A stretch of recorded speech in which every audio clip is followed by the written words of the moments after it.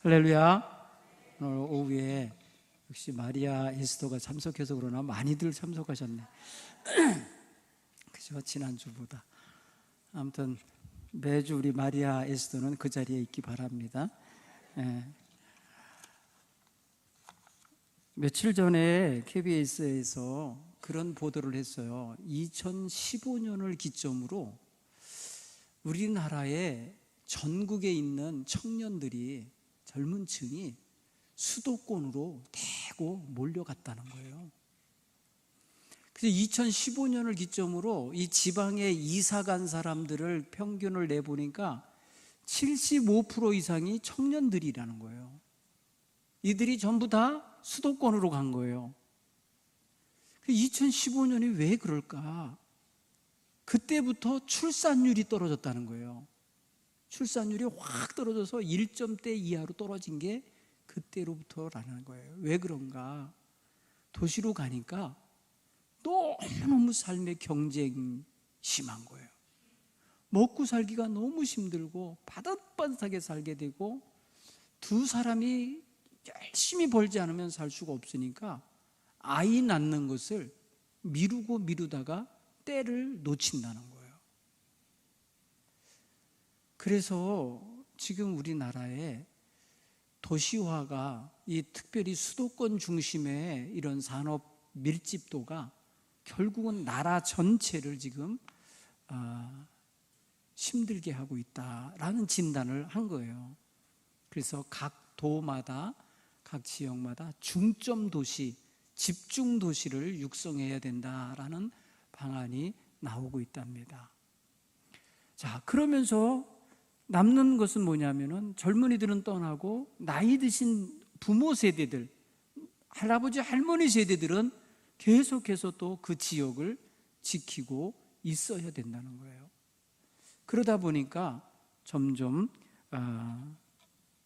소위 말하는 시골이라고 단어가 붙은 지역들이 이제 쇠하게 되는 아주 악순환이 지금 진행 중이라는 거예요. 여러분, 이게 지금 그러니까 만 9년이 된 일인 거예요. 여러분, 지금 9년 동안에 많은 젊은이들이 도시로 갔다는 뜻이에요. 이거는 우리 제천 씨가 지금 12만 대로 떨어진 이유도 그런 이유일 거예요. 돌아가신 분도 물론 있겠지만은 많은 이들이 학교 졸업하고 떠나고, 군대 제대하고 떠나고, 직장 찾아서 이사가고, 어린아이들 교육 문제 때문에 떠나고 하는 일들이 있어요. 사실 이 젊은 세대가 점점 떠나서 없는 그런 시골 지역도 문제지만은, 이런 사람들이 또 뭉쳐 사는 데도 문제가 있는 거예요. 뭉쳐 사는 데도 그들 나름대로 어떤 그런 경쟁이 심하고, 너무너무 여유가 없고, 너무너무 각박하게 살아가는 이런 형태의 삶의 모습이 나온다는 거죠. 그래서 제가 오늘날 새벽 일찍이 이제 회의가 있어서 판교에 갔습니다. 판교의 높은 빌딩에서 사무실에서 회의를 하면서 아침 식사 시간에 창가를 내려다 보니까 도로에 거닐어 가는 사람들이 전부 다 젊은이에요. 나이 드신 사람이 없어요. 다 청년들, 청장년들, 이런 또래의 사람들만 쫙 걸어 다니는 거예요. 횡단보도를 밀려가는데, 횡단보도의 사방으로 동시에 열리는 횡단보도인데요, 완전히 다 젊은이들인 거예요. 젊음의 도시인 거죠. 젊은이의 도시. 근데 그들 나름대로의 삶이 너무너무 힘들다는 거예요. 그러니 오늘 이 시대에 우리가 이러한 현실을 보면서 뭐가 진짜 온 나라 전체를 위해서 좋은 정책일까? 이런 거를 고민하지 않을 수가 없는 거예요. 여러분, 지금 아무리 국회의원이 바뀌고 대통령이 바뀌어도 이런 사회 분위기가 그대로 주류가 되면은 아무런 힘을 못 씁니다. 그냥 그렇게 역사가 흘러가고, 역사의 결과가 20년, 30년 후에 어떻게 나타나는지 보는 수밖에 없을 거예요. 지금 상황이 그와 같은 지경입니다. 그러니 지금 이런 상황 속에서 우리가 믿음의 세대를 이끌어가고 있고 이 지역을 지켜가고 있고 이 지역 내에서 사명을 감당해야 되는 입장에서 보면 이제는 늙었다고 뒤로 물러설 수 없는, 아직도 나이가 들었어도 최전선에 서 있는 군인들처럼 살아가야만 하는 게 우리들의 현실이에요. 도시에서는 다 젊은이들이 해야 될 일들을 우리 이 제천에서는 나이 드신 분들이 해야만 운영되고 돌아가게 돼 있어요. 지금 이런 상황을 생각해 보면 나이 들었다고 뒤로 와서 뒷짐지고 서 있을 수는 없는 거다. 우리 마리아 여선교회, 에스더 여선교회가 다 70이 넘으신 분들이시잖아요. 그러니까 사실 옛날로 따지면 진짜 안방마님인 거예요. 안방마님 아니라 뒷방까지 가실 수 있지만은 아무튼 그런 위치에 있는 분들이요, 최고의 어떤 그런 분들이에요. 근데 지금 청년같이 일하셔야 되잖아 지금. 그렇죠? 열심히 나가서 일하시는 현실인 거잖아요. 그래 교회에서도 그게 마찬가지인 거예요. 오늘 우리 에스더 여선교회, 마리아 여선교회인들의 마음에 나 늙었다 이런 마음 가지면 진짜 늙어요. 그렇지 않게 되길 바라요. 난 아직 젊다, 나 아직 할 일이 많다, 애만 못 낳지 나는 얼마든지 할 수 있다 이런 생각하시면서 열심히 주의 일에 임하실 수 있기를 바랍니다. 오늘 성경엔 정말 목숨 걸고 하나님 편이 된 두 여자가 있어요. 지금 사실은 바로 임금이 이스라엘 백성들을 힘을 약하게 만들기 위해서 젊은 사람들이 아이를 낳을 때에 그 낳는 아이들 중에 사내 아이를 몽땅 다 제거하려고 그랬어요. 여자 아이들은 살려두고 남자 아이들은 다 죽이라고 하는 명령을 지금 산파들을 고용해 갖고 실행하고 있었던 거예요. 그런데 그 일을 명령받은 산파 두 사람은 정면으로 왕의 명령을 어겼다는 거예요. 오늘 성경 본문의 17절에 산파들이 왕의 명령을 어기고 남자 아이들을 살린지라 이렇게 표현했어요. 근데 산파들이 왕의 명령을 어기고 산의 아이들을 살린지라 라고 하는 이 말 앞에 무엇이 들어있느냐면은 이 여인들이 하나님을 두려워하여 라고 표현했어요. 하나님을 두려워하는 명령, 하나님을 두려워하는 마음이 그 명령 받은 여인들의 마음속에 있었던 거예요. 자, 그러면은 왕의 명령이 하나님을 두려워하게 만드는 명령이었던 거예요. 하나님과 부딪히는 거였던 거예요. 결국은 왕의 명령을 들으면 하나님의 뜻을 어기는 게 되는 거고, 하나님을 두려워하여서 하나님의 뜻을 따르려고 하니까 왕의 명령을 어기게 되는 거예요. 그러니까 이 여인들은 눈에 보이는 임금, 눈에 들어와 칼로, 주먹으로, 힘으로 작용할 수 있는 임금이 눈앞에 있어도 하나님, 눈에 보이지 아니하는 하나님을 두려워하는 마음으로 살았던 거예요. 여러분, 여기에 이 두 여인의 행동의 방향이 바뀌고 그들의 행동의 결과가 달라지게 만든 것은 하나님을 두려워하는 눈을 갖고 있었고 마음을 갖고 있었고 그런 신앙 의식을 가지고 있었기 때문에 가능한 거예요. 자, 하나님께서는 이스라엘 백성들을 애굽에 들어가라고 하셔서 이들이 와 있는 거예요. 여러분, 창세기 46장을 읽어보면요, 창세기 45장에서 요셉과 형제들이 만나서 내가 당신들이 팔아먹은 요셉입니다 라는 걸 밝혔고, 내 아버지와 또 내 가족들이 다 지금 무사한지 물었고, 그러고서 마차를 보내서 아버지와 가족들을 다 모시고 오라고 보냈어요. 그렇죠? 그래갖고 46장에 보면은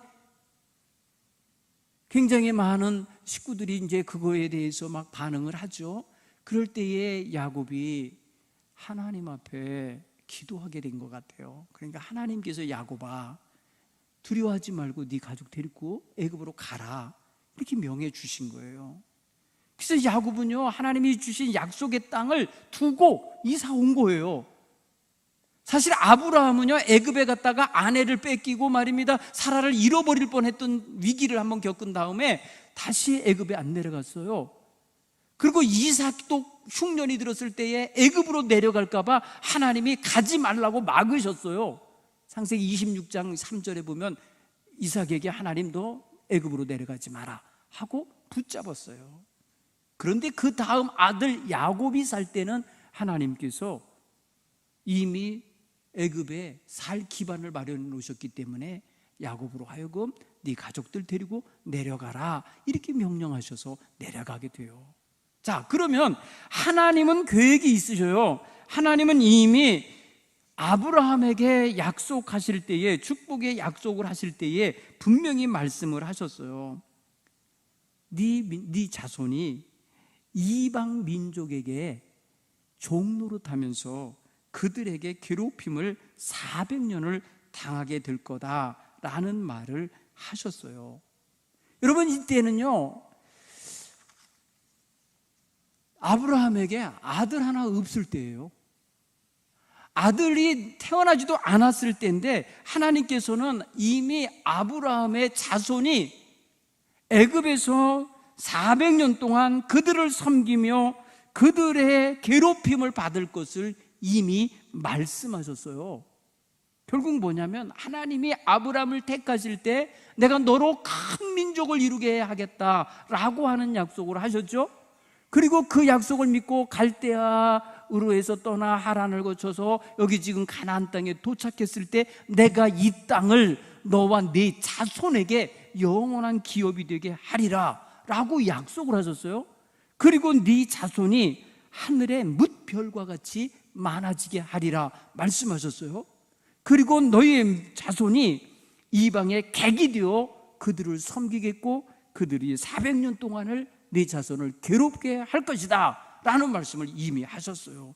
결국 뭐냐면 이스라엘 백성이 큰 민족이 되어서 애굽에서 고통을 당하는 노예살이를 할 것까지 이미 아브라함에게 이삭이 태어나기도 전부터 이미 하신 말씀이었던 거예요.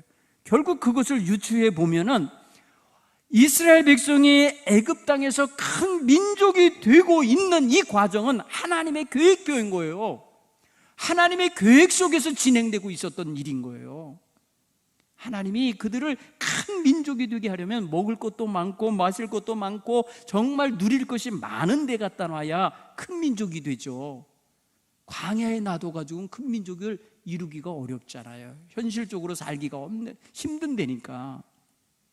그러기에 하나님은 야곱을 통해서 그 백성을 애굽으로 인도해 내신 거예요. 그리고 400여 년을 거기 살게 하셨는데 오늘 이 애굽의 왕이 뭐라고 말하면서 이런 기가 막힌 정책을 펼친 거 하면은 그들이 요셉을 알지 못하는 새로운 임금이 들어섰다고 하면서 성경은 말합니다. 그러면서 저들이 볼 때에 애굽에 있는 노예 계층의 삶을 살아가는 사람들, 많은 일을 하고 있는 사람들을 보니까 애굽 사람이 아니고 히브리 백성인 거예요. 그랬을 때 그 임금이 말하기를 이렇게 말합니다. 봐라, 이스라엘 백성이 지금 우리보다 많고 강하다. 여러분, 오늘 9절에 우리가 읽지 않았습니다. 9절로 올라가서 보면은 바로라고 하는 이 애굽 왕이 애굽을 다스리게 되면서 백성들을 파악해 보니까 자기 본 백성들보다 이스라엘 백성의 숫자가 더 많다는 거예요. 그래서 더 강해지고 있구나 라는 것을 보는 거예요. 여러분, 지금 우리나라에 우리 젊은이들은 아기를 안 낳고 저 이슬람 땅에서 온, 이슬람 지역에서 온 사람들, 외국인들은 아이를 그냥 낳는 대로 줘요, 다. 그래서 지금요 우리나라에 들어와 있는 외국인이 굉장히 많은데 그 가운데 이슬람권에서 온 사람들이 참으로 많다는 거예요. 이들의 숫자가 아주 기하급수적으로 늘어나고 있는 거예요. 우리나라 사람 가운데 이슬람으로 개종한 사람도 많아요. 우리나라 여인 가운데 이 이슬람을 믿는 남자랑 결혼한 처녀들이 있어요. 아이들 낳는 대로 낳는 거예요. 그리고 그들이 주는 $5가 그들에게 주는 혜택이 있어갖고 그들은 그것에 대한 매력을 느끼고 개종을 해서 이슬람화 되어가는 거예요. 앞으로 우리나라는 우리가 낳는 아이들보다 외국인이 낳는 아이들이 더 많아질 수 있어요. 지금 우리나라 군대에 외국에서 외국인이 낳은 아이들이 군대에 들어가 있는 애들이 많아요. 굉장히 많답니다. 얘네들이 부대에 들어와 있어요. 우리나라의 총칼을 들고 우리나라 국방을 지키겠다고 들어가 있는 거예요. 왜? 우리나라에 외국인 여자가 들어와서 낳은 아이들이고 또 이슬람에서 들어온 사람들이 낳은 아이들인 거예요. 얘네들이 군대에서 요구하는 게 많다는 거예요. 이제는 먹는 음식도 할랄 음식 있잖아요. 피 흘리지 않고 죽인 거 먹어야 되고 야채 먹어야 되고 막 이러면서 음식에 대해서 크레임을 거는 거예요. 나 이거 못 먹겠다고 음식 거부하는 거예요. 그리고 우리에게도 예배 처소를 달라. 훈련하다 말고도 하루에 5번씩 기도할 수 있게 해달라. 사원을 만들어 달라. 군인들이 지금 요구하고 있다는 거예요. 왜? 그네들이 많아지니까 이런 일이 벌어지는 거예요. 이 사회에도 지금 그렇게 돼요. 이 사회에서도 그렇게 돼요. 그들을 많이 고용한 직업의 이 현장도 그렇게 해줘야 돼요. 지금 우리나라 공항에는요, 외국인들이 들어와서 자기네 나라를 향하여 그 메카를 향하여 기도할 수 있는 기도처가 여기저기 준비되어 있어요. 이런 게 뭡니까? 우리가 이 민족과 어울려 살 준비가 덜 돼 있는 상태에서 그들이 와서 그들의 숫자를 많이 만들어내고 있을 때에 위기감을 느끼거나 어떠한 우리보다 더 강해지고 있구나라고 하는 게 느껴진다고 하면 어떤 정책이 나오겠죠. 근데 여러분, 이 애굽에서 이스라엘 백성이 400년 동안 엄청나게 불어난 거예요. 근데 그들의 진단으로 따지면 이 백성이 우리보다 많고 우리보다 강하다고 진단을 한 거예요. 그러니까 그 강하고 많아진 것을 이제 어떻게 하려면 숫자를 줄이려고 하는 거고, 그리고 힘을 약하게 하려고 한 거예요. 그래서 만들어낸 것이 첫 번째 정책이 고된 노동 정책을 쓴 거예요. 그들을 부역과 노동에 동원시켜갖고 지치게 만드는 거예요. 한마디로 말해서 자식 낳을 틈이 없이 만들어버린 거예요. 그런데도 성경은 뭐라 그래요? 숫자가 더 많아졌다는 거예요. 12절에 보면 그들이 학대를 받을수록 더욱 번성하여 퍼져나가니, 자, 학대를 당할수록 더욱 퍼져나갔다니까 실패한 거예요. 그 정책은 실패한 거예요. 그러니까 두 번째 정책이 뭐냐면은 노동의 강도 가지고는 안 되니까 아예 산화 정책을 핀 건데 살해 정책을 한 거예요. 산의 아이를 출산하면 죽이라는 거예요. 산파들을 보내가지고. 그러니까 이거는 살인명령인 거예요. 여러분, 아이가 태에서 나오면 가장 먼저 호흡하면서 응애 우는 게 정상이고, 그리고 세상 살이가 이제 시작돼야 정상이고, 그것은 축복을 받아야 할 일이잖아요. 그런데 산의 아이로 태어나면 죽임을 당해야 하는 위기에 놓인 거예요. 이것을 하나님이 기뻐하실 리가 없죠.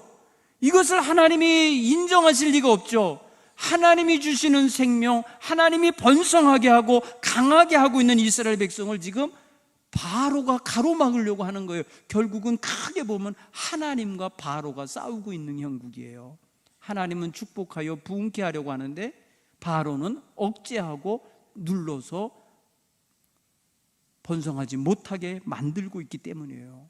결국은 하나님과 바로 왕의 싸움 속에 지금 누가 끼어 있는 거냐? 바로 이 두 산파가 있는 거예요. 그러니까 커다란 고래 싸움에 새우등 터진다고 이 두 여인이 말이에요, 그 사이에 끼어갖고 지금 굉장히 갈등할 상황 아니에요. 그런데 오늘 이 여인들은 단호하게 결단을 내린 거예요. 우리는 하나님 편에 서야 된다. 우리는 하나님이 주신 생명을 지켜야 한다. 우리는 하나님이 태어나게 만드는 이 사내 아이들을 죽일 수 없다, 이렇게 결론을 내린 거죠. 그러기에 왕의 명령을 어기고 남자아이를 살려내는 일을 하게 된 겁니다. 여러분, 여기에서 이들은요, 자기들의 일신상에 모든 것을 포기할 각오가 하지 않으면 안 돼요. 그렇죠. 왕명을 어기면 왕이 끌어다가 사형을 시킬 수도 있고, 그 무소불위의 권력을 가진 이 바로 임금이 이 산파 두 여인 정도야 얼마든지 처리할 수 있었을 거예요. 그런데 이들은 두려워하지 아니한 거예요. 왕명을 어기는 과정에 선 거죠. 사랑하는 성도 여러분, 물론 이런 건 상황윤리에서 어떻게 해석을 하겠어요? 상황에 따라서 왕명을 따라야 된다, 그게 융통성 있는 거다, 이렇게 말할 수도 있겠죠. 그런데 이 여인들은 그렇게 말하지 않아요. 이들은 하나님을 두려워하는 마음을 따릅니다. 여러분, 오늘 우리가 이 시대에 살 때에 어려운 결단을 내려야 할 때가 있죠. 용기 있게 결단하고 행동해야 될 때가 있죠. 어릴 때 그렇습니까? 신앙 문제가 여러분 정면으로 부딪힐 때가 있을 수 있어요. 믿지 않는 가정으로 시집을 가거나 장가를 들었을 때에 거기서 와지는 그런 여러 가지 위협이 있을 수 있어요. 그럴 때 어떤 결단을 내리게 되죠. 도덕적인 문제의 옳고 그름을 판단하고 거기에 맞게 행동해야 될 때 용기와 결단이 필요하죠. 다른 사람과 의견이 상반되는 자리에서 분명히 결단하고 행동해야 될 그러한 필요가 있죠. 그런가 하면 새로운 도전에 맞서야 될 때, 새로운 변화가 주어지고 있을 때, 새로운 프로젝트나 새로운 어떠한 직장에 놓여졌을 때 우리는 결단해야 될 부분들이 몇 가지가 있을 거예요. 그런가 하면 개인적으로 자기 삶의 변화가 필요한 지점에 이르렀을 때 결단해야 돼요. 어디가 아파서 당신 이제 앞으로 이런 거 먹지 마시오, 이런 거 하지 마시오, 의사가 진단하면 결단해야 돼요. 내가 이거 끊어야 되는구나. 그래서 술, 담배 끊는 경우들 보면 다 그렇게 해요. 아무리 목사가 말해도 안 끊다가 의사가 말하니까 끊어. 며칠 못 산다니까. 목사가 그런 말 못해서 안 하겠어요? 그런데 계기가 필요한 거예요. 어느 한 계기가 필요한데 하필이면 자기 몸이 아픈 계기를 통해서 그렇게 결단을 내리니까 그건 때가 늦은 거죠. 어리석은 거죠. 여러분, 오늘 우리는 자신의 성장이나 자신의 변화나 자신의 한계를 극복해야 될 때에 어떤 결단을 내리고 용기 있게 행동해야 되는데 그런 거 못할 때가 많아요. 그래서 그냥 얼버무리다가 시간 보내고 얼버무리다가 세월 보내는 상황 많아요. 여러분, 조그맣게 말입니다. 가서 치료받아야 될 것을 그냥 결단을 못 내리고 있다가 큰 병 만드는 사람들이 있어요. 결단을 내려야 할 때는 확실하게 내리고 직장도 잠깐 쉴 생각하고 직장 바꿀 생각하고 해야 되는 거예요. 그렇지 않으면 자기 건강 지켜낼 수 없는 걸 알아야 되는데 이거를 그냥 직장 생각하느라고 직장에 충성하는 마음 때문에 자기 병이 깊어지는 것을 간과할 때가 있다고요. 여러분, 이런 결단을 분명히 내리셔야 돼요. 성경의 이 히브리 산파들은 사생결단한 거예요. 여러분, 이런 걸 사생결단이라고 그래야 돼요. 죽느냐 사느냐 문제가 자기들에게도 걸린 문제예요. 왜? 자기들 손으로 아무 죄 없는 애들을 죽여야 되는데 윤리적으로 도덕적으로 이게 맞습니까? 산파의 주된 일이 뭡니까?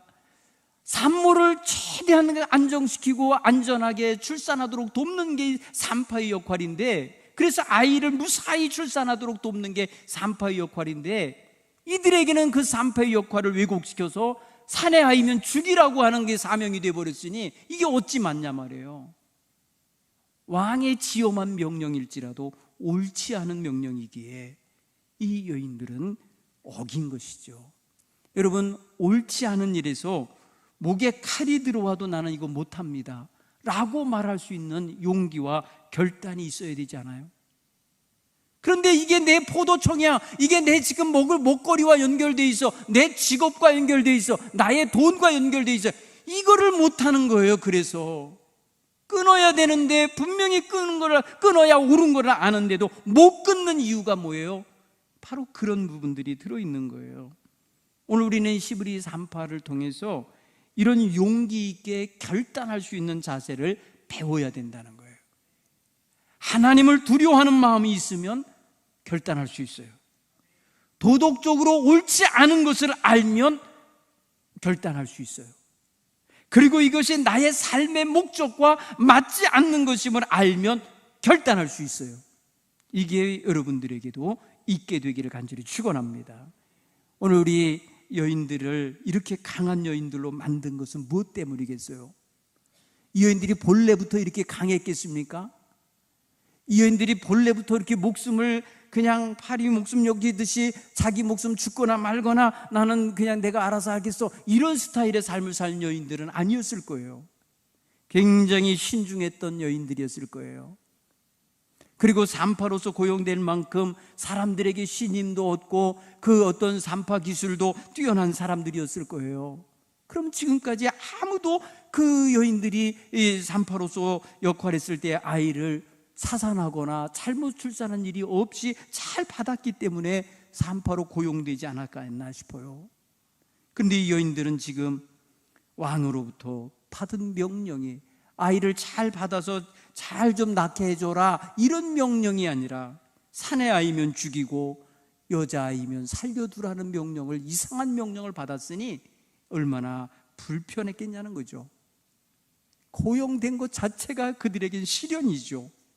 왕의 명령을 받게 될 위치에 놓인 것이 너무나도 저주스러웠겠죠. 그러니까 그거에서 벗어나는 길은 죽기 살기를 결단하는 수밖에 없는 거예요. 그러니까 이 여인들은 나 죽고 쟤를 살리자는 거죠. 나 죽어도 괜찮고 쟤 살려야 된다라는 거죠. 그런 자세가 없이는 어린아이, 사내아이를 살려낼 수가 없는 거예요. 사내아이를 살려낼 때마다 그들의 생명은 위태로워지는 거죠. 아니나 다르겠습니까? 임금이 불러들였잖아요. 산파들을 불러들였습니다. 너희가 어째서 사내아이를 죽이라고 했는데 사내아이를 살렸느냐고 18절에 왕이 직접 산파들을 불러서 신문하잖아요. 사랑하는 성도면 여기 굉장히 떨리는 장면 아닙니까 이거? 그렇죠? 그때 이 산파들에게 하나님이 지혜를 주셔요. 그래서 대답하는 말이 왕으로 하여금 어쩔 수 없게 만드는 말을 해요. 히브리 여인들은 애굽 여인 같지 않아서 건장하여 산파가 그들에게 도착하기도 전에 아이를 낳습니다. 이미 다 낳은 걸 어떡합니까?